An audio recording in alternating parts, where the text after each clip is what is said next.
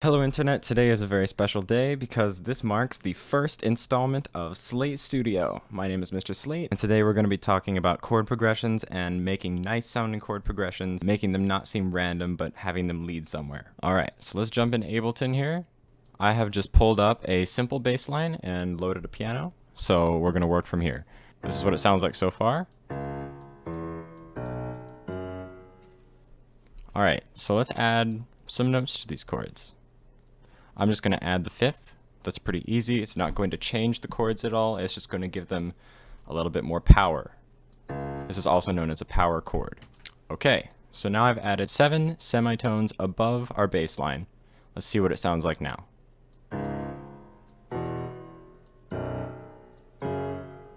So this is something similar to what you would play on a guitar if you were going to be playing some rhythm parts, right? You can imagine hearing this on an electric guitar, right?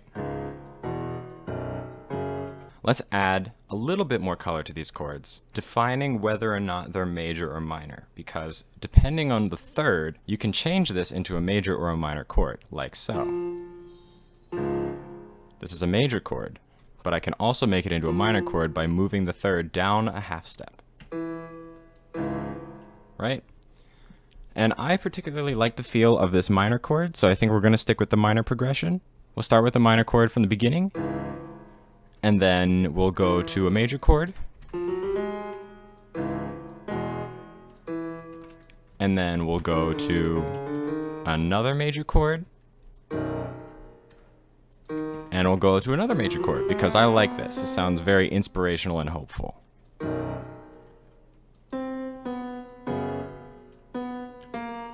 There we go.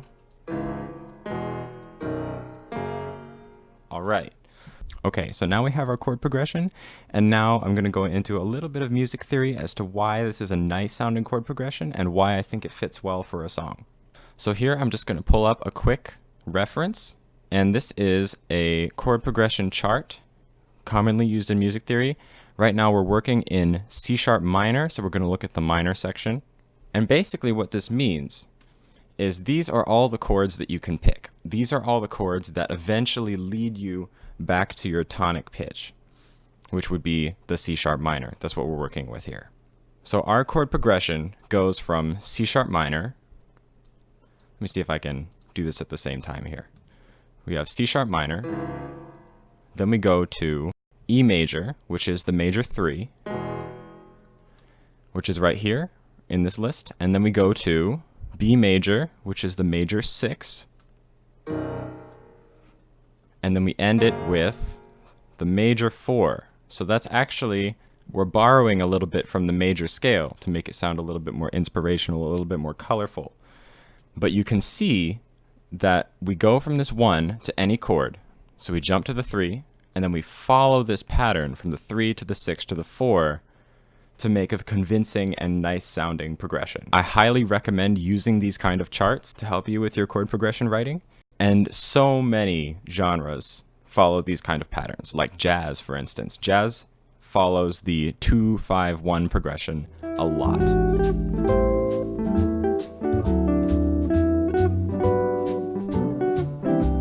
Now that we have our chord progression, now we need to see if we can manipulate it a little bit, because just hearing this over and over and over again is going to get a little bit boring. So we're going to see what we can do to try and spice up these chords. Okay, so I've gone in and I have added a few more things. I added this note here. I just doubled the bass line, and then I doubled the fifth here. So we have... But then I want to change the chord progression a little bit to add a little bit of motion, add some color, right? So we're going to go ahead and modify these next 4 chords. The chords are going to have the same functional harmony, but they're going to sound just a little bit different to add some variation. Okay, so I've added a little bit of color to these chords. Let's have a listen.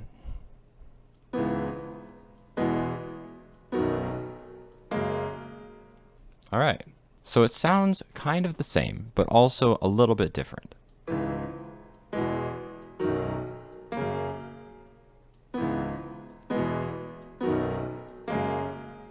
The bass line is the same, but we added a little bit of extra color on top with this B right here on top.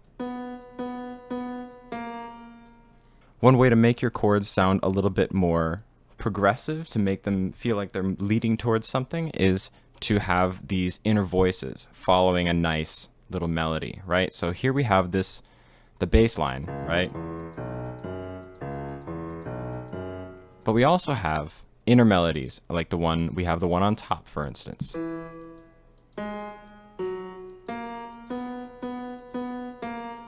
You can hear it's not the same both times. It starts like the bass line, but then it does something different. It follows the same chords, but it does something different to add a little bit more color and variation. Right? We also have more voices in here that we can follow, like here's a path right here.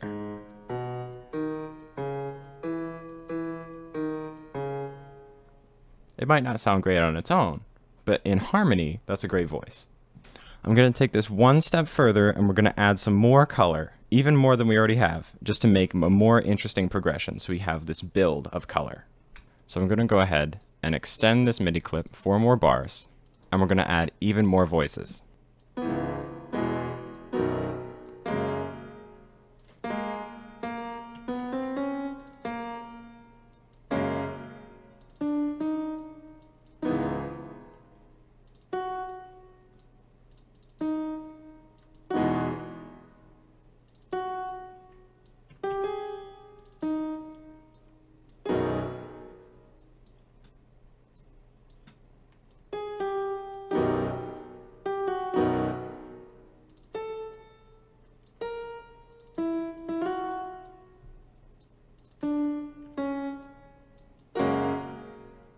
Okay, so I've gone in and I've added even more voices, and you can see that we have this rising line. This is great for build-ups, and it's something that I personally use a lot in my music. It's something that I used in the song for Rob. I think it just has some cool sense of power and inspiration about it. So I love this sound and I use it so often. To add this final stage of color, I didn't do anything crazy. I just added the notes that I used already. I just added them higher up. I created this soaring line above the chords.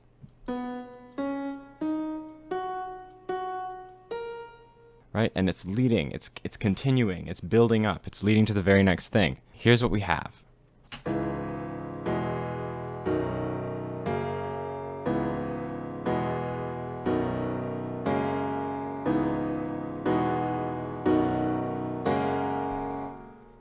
You can hear how that's building, how it's kind of going up into the sky, and it wants to build even more.